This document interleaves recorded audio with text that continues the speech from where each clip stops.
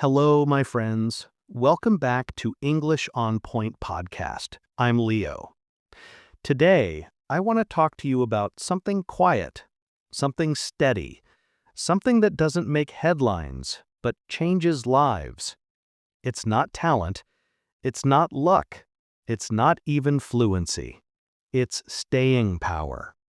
The kind of quiet strength that keeps you listening to a podcast when you're tired, that makes you open your notebook after a long day, that whispers just one more sentence even when progress feels invisible.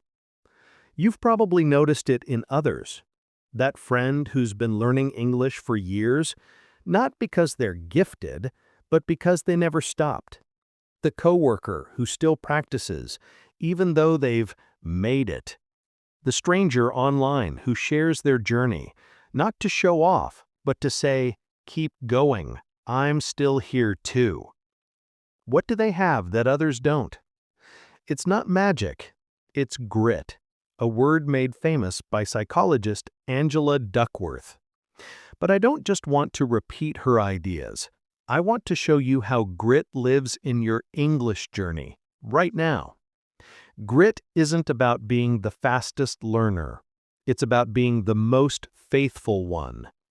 Faithful to your dream, faithful to your daily practice, faithful to the version of yourself who believed this was worth trying.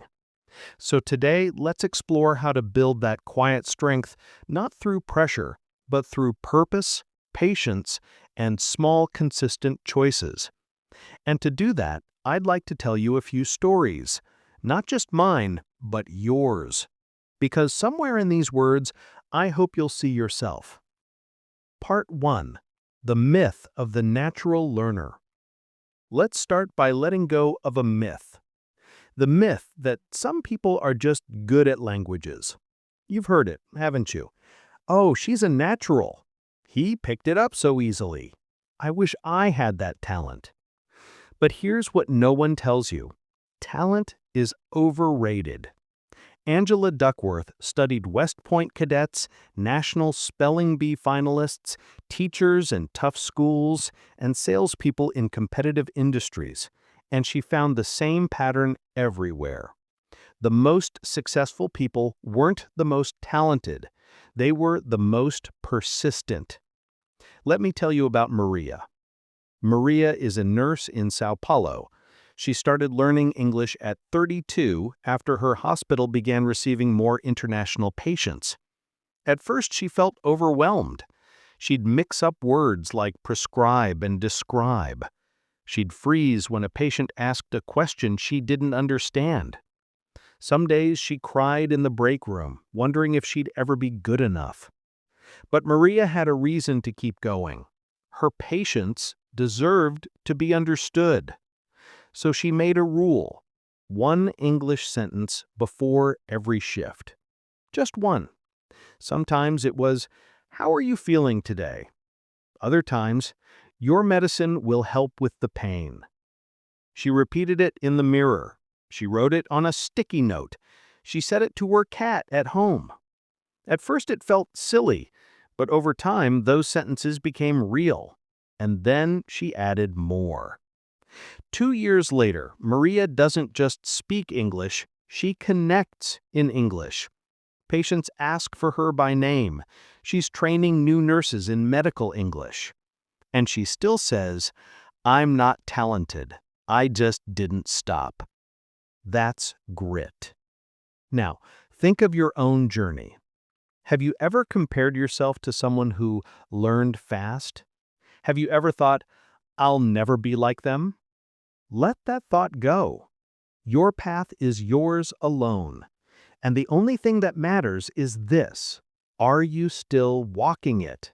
Passion isn't a fire. It's a flame you tend. We often think passion is a lightning strike, sudden, intense, and overwhelming. But real passion is more like a campfire. It starts small. You feed it with curiosity, like, what does that word mean? You protect it from wind. It's okay if I don't understand everything. You keep it alive with small acts, listening, reading, speaking, even imperfectly. Let me tell you about Ahmed. Ahmed is an engineer in Cairo. He started learning English to read technical manuals. At first, it was purely practical. He didn't enjoy it, he just needed it. But one evening, he stumbled on a podcast about space exploration in English. He didn't understand everything, but he loved the sound of the host's voice, the calm, curious tone. So he listened again and again. Slowly, something shifted. English wasn't just a tool anymore. It was a window. Now, Ahmed listens to English podcasts about history, philosophy, even poetry. He's not doing it for work. He's doing it because he's curious. That's how passion grows, not in one big moment, but in 1,000 small ones. So, if you don't feel in love with English today, don't worry. Just show up. Passion follows action. And here's a practice you can try. The Curiosity Journal.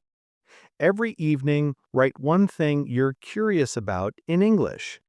It doesn't have to be big. What's the English word for nostalgia? How do you say, I'm proud of you, in a natural way?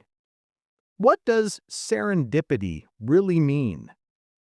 Then, look it up. Say it out loud. Use it the next day. This tiny habit turns learning from a chore into a treasure hunt. Part 3. Your why is your compass. On hard days, talent won't save you. Motivation won't save you. But your purpose will. Why are you learning English? Is it to connect with your child's teacher? To read your favorite author in the original language? To feel confident in your global career? Whatever it is, hold it close. Let me tell you about Lena. Lena is a single mother in Berlin. She started learning English when her daughter came home from school saying, "Mom, I need help with my English homework." Lena didn't know where to start. She felt embarrassed. But she remembered her purpose. I want my daughter to feel supported. So she studied while her daughter slept. She practiced pronunciation in the shower. She asked her daughter to correct her. Gently, please. Now they study together. It's their special time. And Lena says, I'm not learning English for me. I'm learning it for us. That's purpose. So, when you're tired, ask yourself, why did I start? Write your answer on a sticky note. Put it on your mirror. Let it be your compass. Because your why doesn't make the path easier, but it makes it worth walking. Here's the truth no one tells you. Mistakes are where learning lives. When you mispronounce a word, your mouth learns the shape. When you mix up a tense, your brain files it for next time. When you feel embarrassed, you build courage for the next conversation. Gritty learners don't avoid failure. They lean into it, not with shame, but with curiosity. What can I learn from this? Let me tell you about Kenji. Kenji is a software developer in Tokyo. He gave a presentation in English to his international team. Halfway through, he froze. He couldn't remember a key term. He stood there, silent, face red. Afterward, he wanted to quit. But then he asked his manager, "What should I have said?" His manager smiled. "It wasn't the word. It was your courage to try." So Kenji did something brave. He recorded himself practicing the presentation. He listened to it every morning. He gave the same talk again, this time with notes, but with confidence. Now he volunteers for English meetings, not because he's perfect, but because he's willing. So, the next time you stumble, don't say, "I'm bad at this." Say, "I'm growing." And remember, every expert was once a beginner who didn't quit. Part 5. Rest is part of the journey. Grit isn't about never stopping. It's about knowing when to rest and when to return. Some days you'll need to pause. That's not quitting. It's wisdom. Let me tell you about Sophia. Sophia is a teacher in Madrid. She studied English every day for a year. Then her father got sick. She stopped. For 3 months, she didn't open her notebook. When she finally returned, she felt guilty. "I've lost everything," she thought. But when she tried to speak, the words were still there. Not perfect, but present. She realized learning isn't a straight line. It's a spiral. You circle back, but you're never in the same place. So if you miss a day, a week, even a month, start again. Your English is waiting for you. And here's a gentle reminder. Rest is not the enemy of progress. It's part of it. Part 6. Building grit one small choice at a time. Grit isn't something you have. It's something you do. And you build it through tiny daily choices. Here's a simple practice.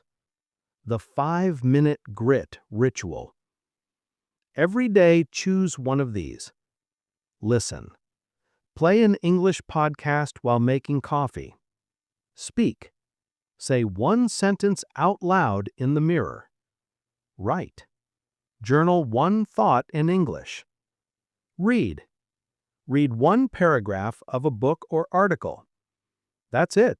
Just 5 minutes. But do it every day. Because consistency is the quiet engine of fluency. And over time, those 5 minutes become a habit. And that habit becomes your identity. You're not just learning English, you're an English learner. And that changes everything. Part 7. Grit around the world. Grit looks different in every culture, but it's universal. In Japan, it's called gaman, enduring the seemingly unbearable with patience and dignity. In Brazil, it's jeitinho, finding a way, no matter the obstacle.